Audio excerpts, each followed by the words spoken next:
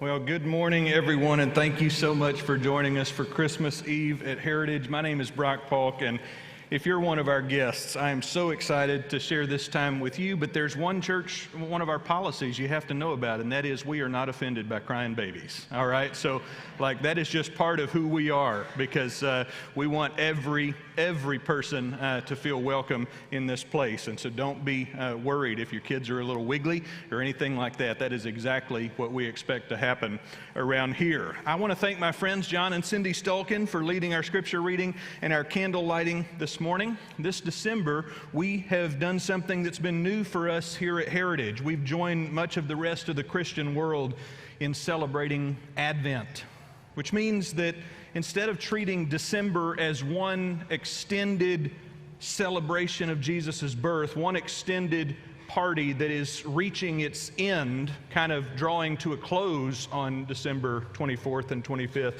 instead, we have put ourselves in the shoes of those who were waiting for Jesus to be born 2,000 years ago. Of course, Mary and Joseph were among those who were waiting for Jesus to be born, but they weren't the only ones. There were God-fearing people who were scattered far and wide, who were trusting God's ancient promises that a Messiah would be born.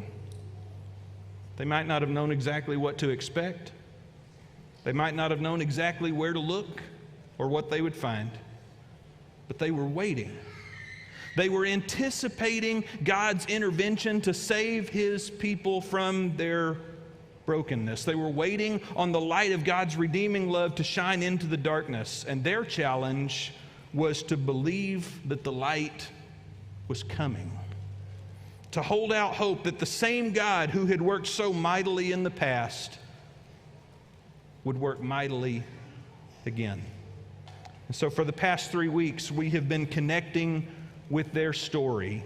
Each week we've shared the lighting of another Advent candle around our Advent wreath. We've been recalling together the promises that God was bringing light into their world 2,000 years ago. But also we're remembering that God is bringing light into our world today. And today, as we near the end of our Advent journey, we declare together that Jesus is the answer to the people's long season of waiting. The Apostle John writes about Jesus this way. He says, "In the beginning was the Word, and the Word was with God, and the Word was God. He," which tells us we're talking about somebody, right? "He was with God in the beginning. Through Him all things were made. Without Him nothing was made that has been made. In Him was life, and that life was the light of all mankind. The light shines in the darkness, and the darkness has not overcome it." And so today we light the final candle in our Advent wreath, the Christ candle. Because as we believe in the words John has spoken, you see, John was one of those people who was waiting for the light of God's love to shine into the darkness. And he walked with Jesus for 3 years, traveled with Him, worked with Him, ate with Him. John came to understand that Jesus was the one that the world had been waiting for, but not everybody recognized it. Not everybody recognized Jesus for who Jesus truly is. In fact, John goes on to say this, beginning in verse 10 of John chapter 1. He says, "He was in the world," speaking of Jesus, "and though the world was made through Him, the world did not recognize Him. He came to that which was His own, but His own did not receive Him. And yet, to all who did receive Him, to all who believed in His name, He gave the right to become children of God. Children born not of natural descent or a human decision or a husband's will, but born of God." He says, "The Word became flesh and made His dwelling among us. We have seen His glory, the glory of the one and only Son who came from the Father, full of grace and truth." John wrote these words long after his time with Jesus in the flesh had come to an end, after Jesus had ascended to heaven. John wrote these as he reflected on his own life and his experience with this man, Jesus, that he had known so well. And John came to these two profound realizations. Number one, God kept his promise to send the light into the darkness. And number two, many in the world haven't yet recognized the light that God sent, which is the challenge. It's the challenge for all of us, because the truth is that sometimes the world gets so dark that we just give up looking for light. Sometimes we don't expect light anymore. Sometimes the light becomes so unexpected for us because darkness is all that we've been able to focus on. But I believe the light that Jesus brought into the world is still advancing, still making progress. And on the darkest days of our lives, God is right there with us. And to show you what I'm talking about this morning, I want to tell you a story. Actually, I've asked my friend David to tell you a story about a recent day in his family's life when everything went dark. Let's listen to this story together.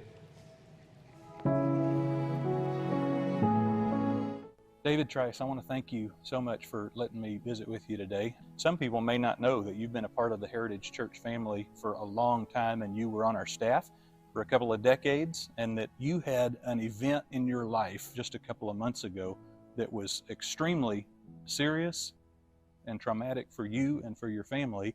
But when I heard the story, I knew that it was a story that needed to be shared far and wide. And so would you start by just telling us a little bit about what happened to you in early October? Yeah, sure. So October the 3rd, my wife and I went to exercise in the neighborhood, and we began an interval where we were running, and I collapsed on the side of the road. And so my wife turned and noticed that I had collapsed, and she was, very afraid and very concerned. And she came over and recognized that my heart wasn't beating, and so she began to perform CPR on me and screaming for help. And a 16-year-old young man in my neighborhood named Connor heard her cries, and he came out and he said, I know CPR, can I help? And so they began taking turns with compressions, and my wife called 911, and the fire department was the first ones on the scene. And off the truck jumps a guy that we've known for probably 15, 20 years. And my wife just screamed at him and said, "Jeb, it's David, save him." And she was really, really concerned for my life at that point. And so the paramedics took over chest compressions and were not able to get my heart to beat on its own, so they had to shock me twice at that point and got my heart going. I was transported to Texas Health Alliance right over here close to the church, and the doctor comes out and tells my wife that I was in very bad shape. He gave me a slim to none chance to live, and that I'd already died 3 times on the table. So for her not to get her hopes up. And anyway, she just told him, she said, "You know what? I believe in miracles, and you need to get back in there and work on my husband." And he said, "Okay, you keep praying, I'll keep working." And so they did. They went back to work, and eventually they had to send me by helicopter to downtown Fort Worth, and I was in bad shape, and they had to put me on life support, a ventilator. I was on that for 3 days. My kidneys shut down in the meantime, but then I started to rally a little bit, finally woke up, and they took me off life support, discovered that the reason that I had collapsed was I had one vessel that was 100% blocked and 2 of them that were 80% blocked, and I had a heart attack, and that they needed to do open heart surgery. Thanks to God, I had a successful surgery, and all in all, I spent 15 days in the hospital before I was dismissed. Wow. I know hundreds of people, including people here in our church family, that were praying for you during that time. As I recall, there was a time at the beginning of your hospitalization where you were sedated and on life support, as you mentioned. Mhm. Do you have any recollection of any of those moments, what that was like for you? No. So I've had several people, in fact, that have asked me, did you see the light, or did you see Jesus, or did you have an out of body experience? And I didn't experience any of that. In fact, I don't even remember the day. I don't remember my wife and I exercising. All I remember is just waking up at the hospital and just wondering what was going on. And so, it's been kind of interesting, because I think that's kind of a common question. Did you see Jesus, or did you see the light? And I didn't. It was just, to me, I was out, and then I woke up, and I have about 5 days missing from my life that I don't have any recollection of. But ever since the moment I woke up, I've seen Jesus everywhere. Will you tell me more about that? This part of your story is so inspiring to me. Yeah, so when I'm there in the hospital, and it just became apparent to me that God blessed those people with the talents that they had, and they're passionate about their work, and that can only come from Him. So I saw Him there. The people that posted notes to me, or that showed up at the hospital to support my family, brought snacks, that people contributed financially to help our family during this time. Man, I've just seen Jesus in the hearts of people everywhere, and it's been incredible. It's been amazing. I know you well enough to know you were somebody that was already on the lookout for Jesus. But I'd love to hear about how it's different on this side of what you've been through. Yeah, so, I was a minister for 22 years, and, did plenty of hospital visits and working with people and visiting with people and praying with people and that sort of thing. But I never really knew and understood how much every little small act means until I'm on the receiving end of that. And I promise you, no prayer, no kind word, no message, no card, no gesture was too small. They were all helpful and beneficial. And it just got me to thinking really a lot. There have been many, many times that I've known of people that were sick, or that were going through a bad experience, and I thought, well, they've got plenty of support, and so I don't necessarily need to call on them. I don't want to bother. No one was ever a bother, and it was all appreciated and well received, and it just inspired me. I need to do better. I need to do more. That how many opportunities have I let go by because I wasn't willing to do the small act of sending a text saying, I'm praying for you, you got this, And it doesn't take much to do that, but that's a ray of light in somebody's life. And that's the kind of thing that seems so small and trivial to some, but when you're going through a hard time, it means everything. Wow. David, I've known you long enough to see the light of Christ shining in your life for a long time now. But I so appreciate you being willing to share your story with me, because you're helping us to imagine how we might be part of sharing the light of Christ as well.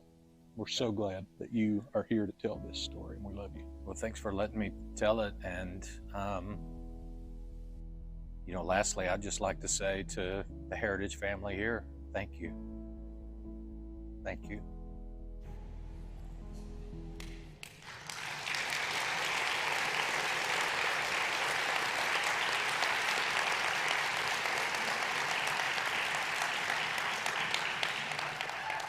It's pretty amazing what the Trice family has been through.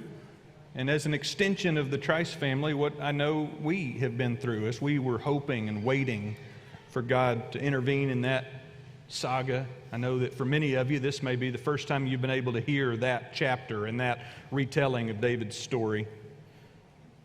In their world, it went dark. It went dark for a while there, but when I hear them reflect on this difficult journey that they walked together, I hear David and Leanne and their kids tell over and over how they were never, ever alone.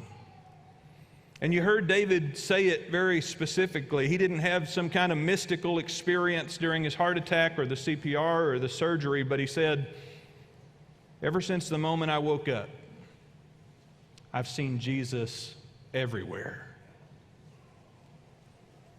He saw Jesus in the faces and the hands and the feet of the people who were serving him, caring for his heart and his kidneys and providing for his family. He saw Jesus on the messages and the cards and the donations and the prayers that were offered on his behalf. And David is somebody who knew Jesus before, but now he's seen Jesus in a whole new way, with a brand new clarity. And for those who have eyes to see, David's story proves that Jesus is still active, still coming into the world, still bringing the light of life that my heart and your heart and our hearts so desperately need. He's still invading the darkness, but he's doing it through the people who have already received the light. Jesus said in Matthew chapter 5, speaking to those who would pattern their lives after him, he said, "You are the light of the world. A town built on a hill cannot be hidden, and neither do people light a lamp and put it under a bowl. Instead, they put it on a stand so that it gives light to everyone in the house. In the same way, let your light shine before others, so that they may see your good deeds and glorify, not you, glorify your Father in heaven." This is our Christmas wish for you, that this Christmas you would allow the light of Jesus Christ to shine through you.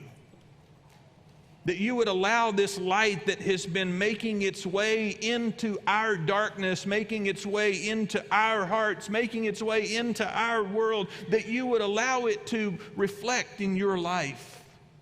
That you would allow it to be indwelling you so much that it overflows. This is about something bigger than just believing that a historical event happened. This is about something bigger than just being saved from punishment. This is about actually being saved to something, being rescued and redeemed and repurposed for something new. The light has come into the world. The light has been made available to us, and the light is continuing to progress as those of us who have seen it share it. We're going to wrap up our service in just a few moments, and at the close of our time together, we're going to spend some time singing some familiar Christmas songs. As we do that, many of you have candles that you were able to pick up in the back, and we're going to pass the flame along during the course of the last of those songs in just a few minutes. But I don't want you to miss this really important symbolism that you may not be able to see from where you're sitting.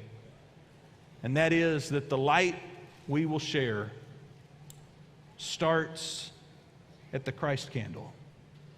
The light that we will pass on and share with our neighbor and our family, the light we will take with us from this place, is all sourced from the light of the world, the one who was with God in the beginning, the one who brought light into our darkness. And so, Merry Christmas. In Jesus' name, let's be people who share the light.